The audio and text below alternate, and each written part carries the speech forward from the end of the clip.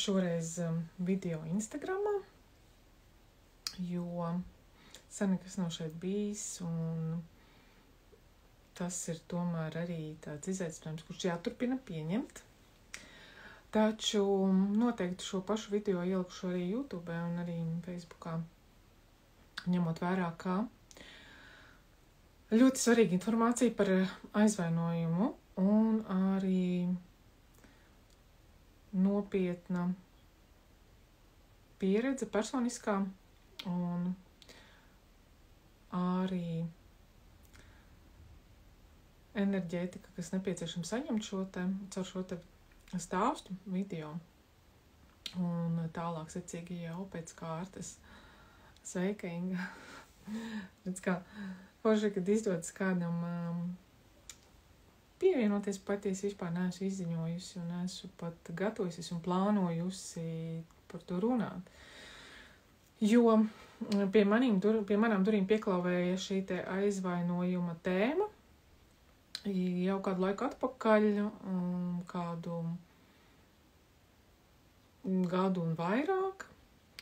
Taču likās, ka ar to ir tikts galā, kamēr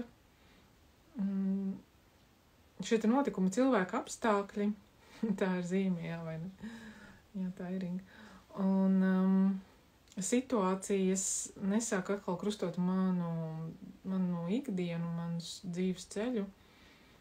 un nepacēla atkal to visu, kas likās jau ar ko ir tikts galā. Un tad man sākot strādāt ar šo aizvainojumu tēmu un ejot dziļāk, sapratu, ka tas patiesībā ir visiem cilvēkiem ļoti, ļoti ietekmējuši nopietnas faktors. Jo aizvainojums ir kaut kas tāds, ko ir viegli aprakt, apkraut ar kaut ko, vai izvairīties no tā izdziedināšanas, vai vienkārši pāristāvēšanas, vai vispār saprašana, ka tas viss ir aizvainojumā slēpjās. Un es pati esmu vairāk kā 5 gadus vērojusi sev ļoti tuvu cilvēku, un tikai tagad sapratusi, ka tas viss ir slēpjies aizvainojumā, kā viņš grauj savu ikdienu, savu psihi, savu mentālo veselību, savu emocionālo veselību, kā tas ietekmē fizisko ķermeni, kā tas ietekmē pēc tam iespēju veselīgi uztvert pēctecīgi saistītus kādus notikumus vai cilvēkus vai potenciāli kādas iespējas ielaist savā dzīvē, tikai tāpēc, ka tas aizvainojums vēl projām tur pie tiem notikumiem, pie tā cilvēka. Un tieši tas pats arī, man jāsaka, sastapās manā dzīvē, kā aizvainojums var nodarīt pāri, un man pietika ar tādu kulmināciju dažu dienu ietvaros, lai saprastu, ka tas ir kas tāds, ar ko cilvēks nevar pats tikt galā, un kur ir vajadzīga palīdzība, kur vajadzīga izpratne, kas tad ir tas aizvainojums, kāpēc viņš ir, kā viņš ietekmē, kā viņš nodara pāri, kā to atšķirt, kāpēc tā ir, un kurā brīdī tas ir virspusējs aizvainojums, kur ir vieglāk izdziedināt un palaist, un būt brīvam no tā ietekmes visās jomās. Vai tas ir kaut kas dziļāks, jo ir kādas traumas bijušas bērnībā vai iepriekšējās dzīvēs, ko grūti atcerēties, konstatēt un savilkt paralēles, taču kādam nodarot pāri, pēc tam seko aizvainojums, kas var iekšā būt cilvēkam ļoti, ļoti ilgi, citiem tas ir pat, viņamsim, man arī radu gabalam, ko es uzzināju tikai dažus gadus atpakaļ, šis te aizvainojums pret jau viņa, es neminēšu konkrētu dzimumu, tad es saku, ne katrā dzimtē šī te cilvēka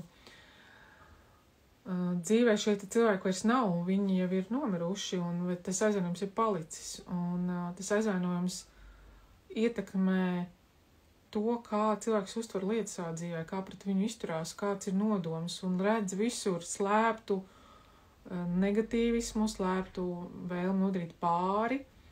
slēptus nodomus, kur patiesībā viņi neeksistē, un tam cilvēkam ir ļoti grūti dzīvot, un ar viņu ir ļoti grūti kontaktēties, jo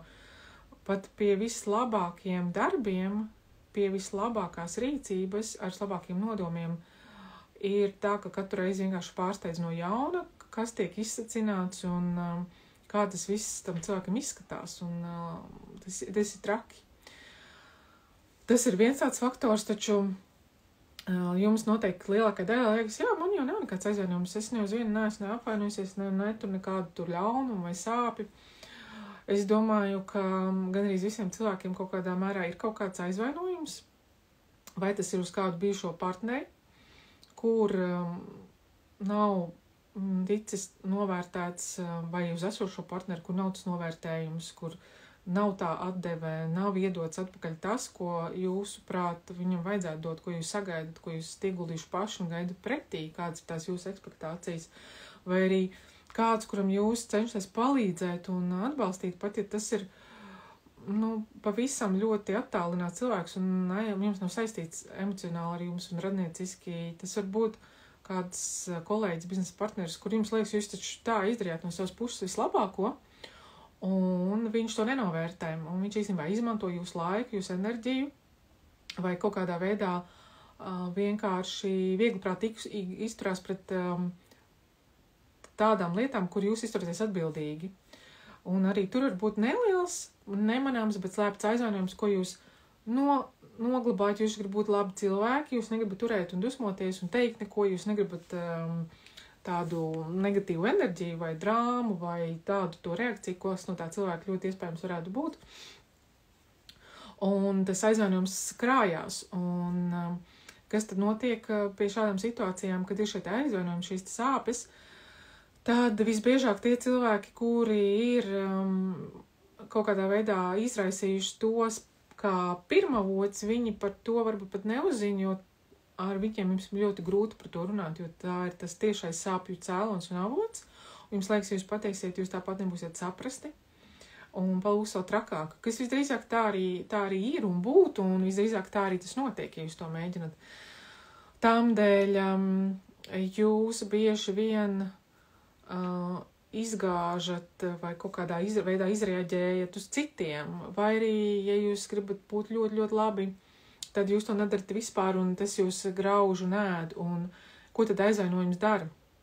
Aizvainojums rada psihisku ietekmi. Principā jūs kļūstat ļoti emocionāls, ļoti viegli aizskarams, jūtīgs, aizvainojams, ļoti varat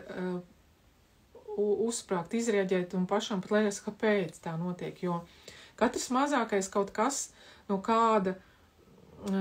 kuram nav vispār bijis tās nodoms jums izdarīt pāri, vai likt justies slikti, vai nenovērtēt, vai aizskart, jums liks tā justies, jo ir tā bagāža, tas aizvainojums, ko jūs neesat atpazinuši, neesat palaiduši, neesat pārkāpuši pāri, atstājuši to aiz sevis un gājuši tālāk un izdziedinājuši. Un līdz ar to tas ietekmē jūsu sākot jau nieres, aknas, kuņģi, aizkuņģa dziedzeri, elpošanas sistēmu un jau pat līdz smadzeņu darbībai, kas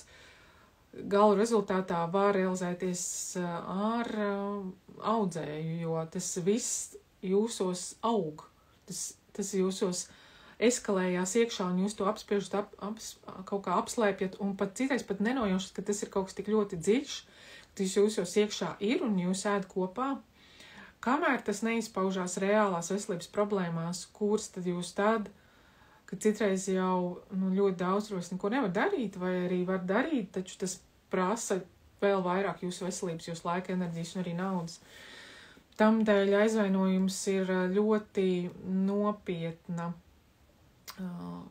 tāda joma, ar ko strādāt, jo katrs ir saņēmis kaut ko no vecākiem, apzinātu vai neapzinātu nodarījumu, kas aizvaino. Un tas var būt apzināts no vecākiem bērnībā vai vecākiem esot, un tas var būt neapzināts. Un no viņa puses gan jums līdz galam neapzināts, taču tas kaut kur iekšā sēž. Bieži vien tas ir nenovērtēšana, bieži vien tā ir nepateicība, bieži vien tās ir mīlestības trūkums, bieži vien tā ir kaut kādā veidā, ja ir kāds cits izcels vairāk un jūs mazāk. Un tur var būt vēl daudz un dažādi aspekti, kas aiz tā slēpjās un kur tas aizvainojums sēž jūsos iekšā, un tas izpaužās tā, ka katrā citā cilvēkā notikumā tas jums automātiski liek atkal to izdzīvot cauri. Un atkal caur katru notikumu, caur katru cilvēka ietekmi jūs dzīvē, jūs atkal izdzīvojat to aizvainojumu, kas īstenībā sākotnēji nāk varbūt pat no bērnības,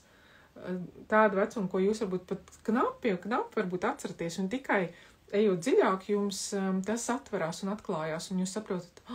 tas ir saistīts ar to, tas ir vienkārši,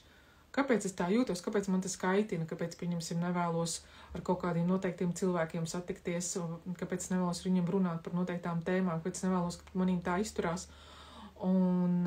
jā, tā var būt arī robežu novilkšana kaut kādā mērā, taču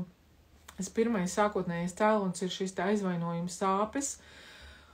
Un kas tad ir aizvainojums? Aizvainojums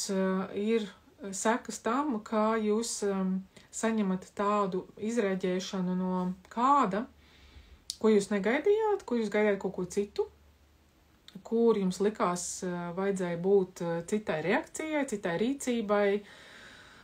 citai izturēšanai, citām nobeigumam vai ietekmei vai atbildēji vai atpakaļreakcijai vai jebkādai citai darbībai, ko jūs sagaidījāt un kas nenotika un notika kaut kas pilnīgi pretējs, kas jums nešķita godīgi, taisnīgi, atbilstoši, pareizi, piemēroti, un kad pēc jūsu vērtības skalas principiem jūs tā nekad nerīkotos, un jūs sagaidat visam kaut ko citu. Un no šādām situācijām nav iespējams izvairīties, nav iespējams bez tādām iztikt, jo katrs cilvēks ir atšķirīgs, un vienam, kas jums šķiet aizvainojuši, otram viņš vispār nesaprot, par ko drāma, par ko tēma, kas tas vispār ir. Un viņam liekas, ka jūs vienkārši taisat drāmu, problēmas un reaģēt ne tā. Otram tas var likties, ka jūs viņu aizvainojat patiesībā, un viņš pār nesaprot, par ko jūs tagad atļauties justies slikti, un kur ir jums vispār problēma, jo viņam liekas, ka jūs aizvainojat viņu, un viņš mēģina vēl vairāk skaidrot jums, un jūs mēģināt skaidrot viņam, un tas vienkārši rada vēl dziļāku aizvainojumu. Tāpēc aizvainojums ir kaut kas tāds, kas katrā iekšā grūst, radot neskaitāmas veselības problēmas. Un kas ir saistīts ar aizvainojumu? Aiz aizvainojumu ir saistīta šī negatīvā domāšana, kas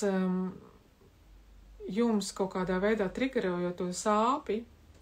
to negodīgumu, to sāpi, to pārnodarījumu, ko ir pilnīgi sajustē, kas grauž, spiež, sāp, moca, un sākās šī negatīvā domāšana, jā, tas bija tā, un vēl tad tur bija tas, un tur vispār bija tā, un tas bija pret mani, un kā tā varēja, un tā, un tam tad sekas vēl ir, ja tas ir kaut kas ļoti dziļš, tad sekas ir vēlēšanās kaut tam otram cilvēkam sāpēt tāpat, kā sāp jums. Kaut kādā veidā, lai notiktu taisnīgums, lai ar viņu notiktu kaut kas tāds, kas viņam liktu to saprast, vai jums var būt arī tā, kad jums šķiet, ka jums ar to cilvēku ir ik pa laikam jāatgriežas pie tā un jāmaļ un jārunā,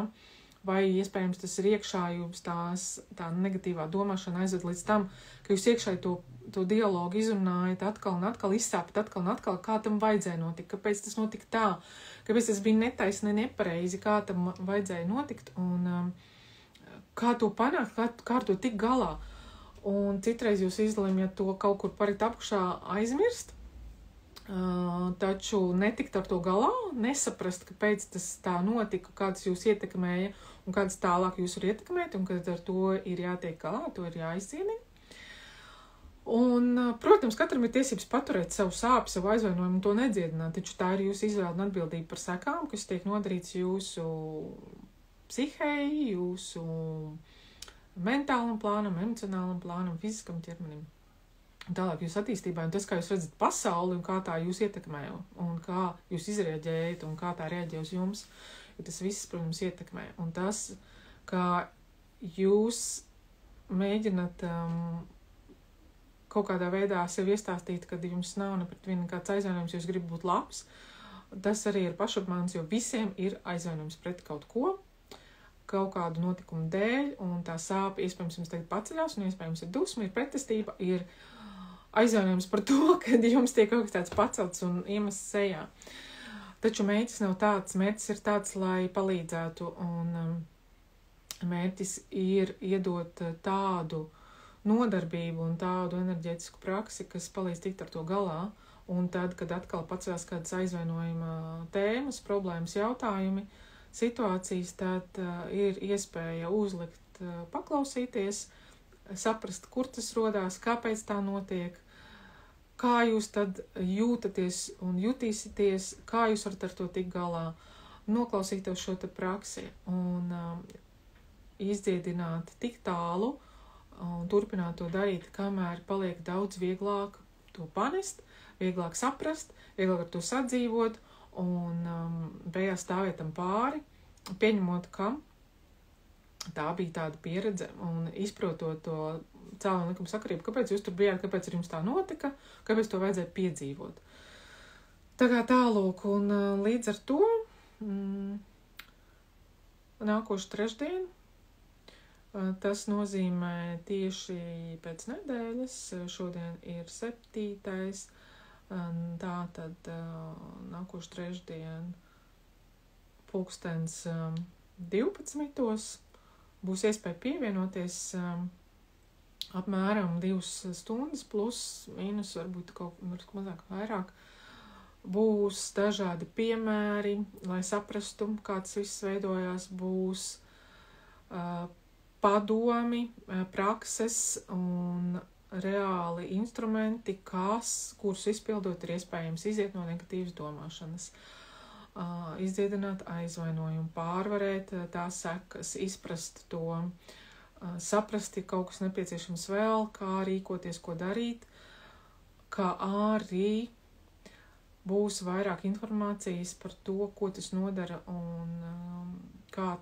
to jūs varat saprast, ko tas jau varbūt ir nodarījis jūsu fiziskam ķermenim, kā to tālāk tik galā, kā to dziedināt, kā arī būs praksē, kas palīdz tikt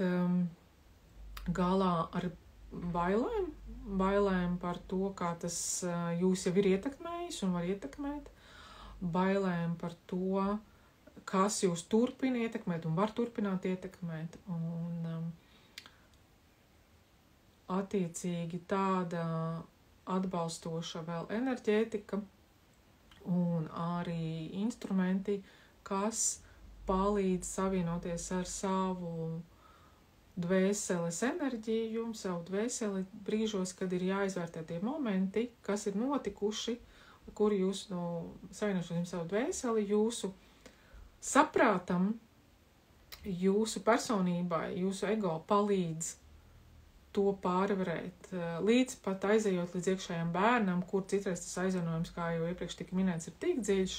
ka viņš ir tik sens un tik apslēpts, tik sāpinošs, kad